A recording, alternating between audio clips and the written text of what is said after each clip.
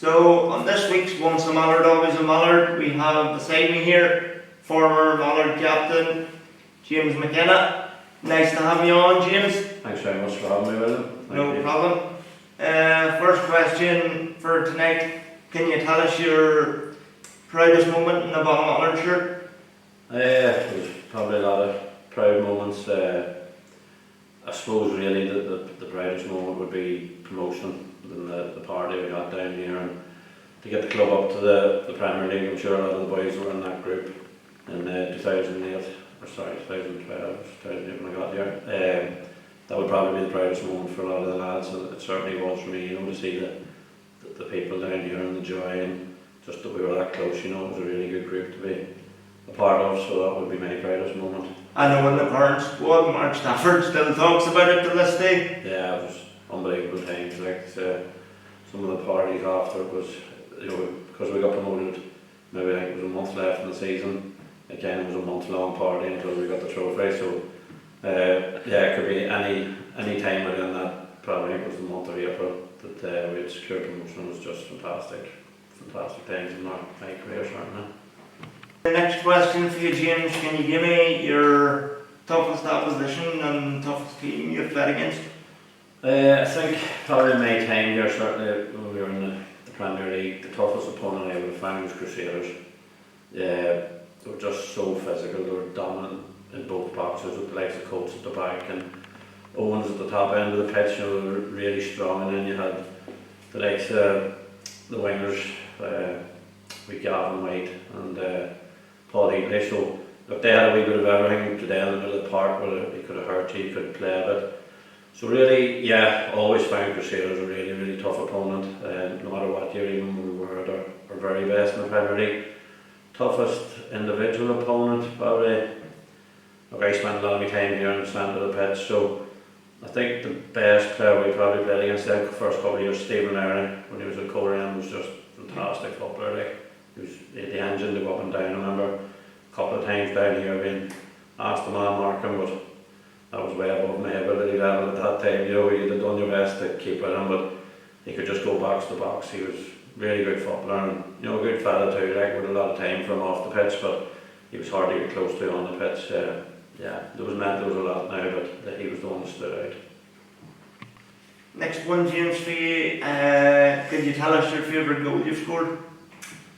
There wasn't that many, so it should be that hard to pick one, but there was a Boxing Day game down here. I'm not sure which year it was against Dungannon, so it was a derby.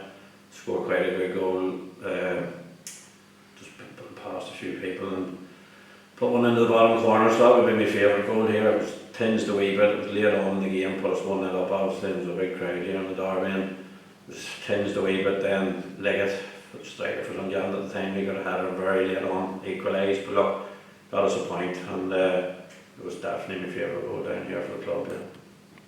Next one for you, James. If you could have played under any other manager in the league, who could it have been and why? That's an easy one, because I've said this many times to people. Warren Kearney at Korean, just the way he always carries himself.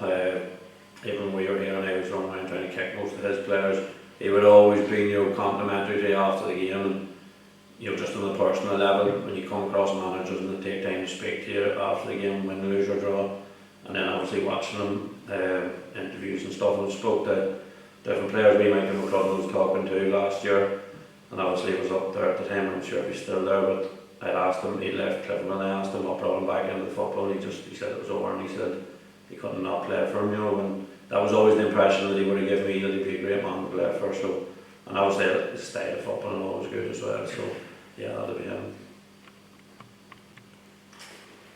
So James, you obviously haven't stopped playing football. From you left here, you've been playing for Enniskillen Town. Could you tell us a wee bit about how the season's going there? Yeah, well, look, there hasn't been too much playing.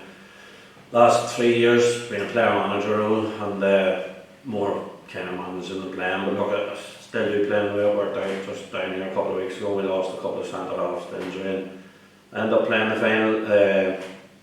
Season as a whole, look, so many high points and so many brilliant performances, but finished empty-handed, and that was a major disappointment.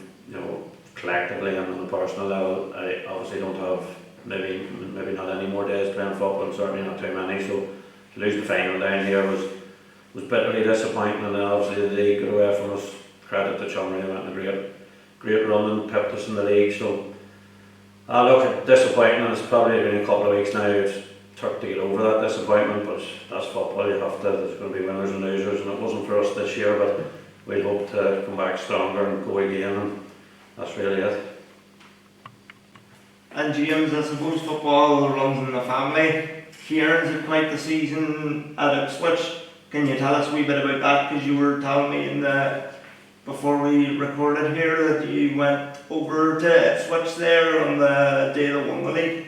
Yeah, that was obviously a brilliant day. Look, Kieran's obviously fantastic what he does, and his career's going in a great direction. So look, we're all very proud of him as a family, and there's great interest now about Fermanagh. Like, people asking me all the time about Ipswich and about Kieran and stuff. So as you said, I was telling you, we were over for the game that got promoted, which was just a fantastic day. A few mates of mine went over with me, and it was a real party around Ipswich that day. Obviously the game ended up very comfortable, so the atmosphere on the ground from early on was incredible, and it was a great party afterwards, and we just hopefully they can kick on now and carry themselves well in the higher division. That's great, James. Thanks for coming on. No problem, thank you, Will.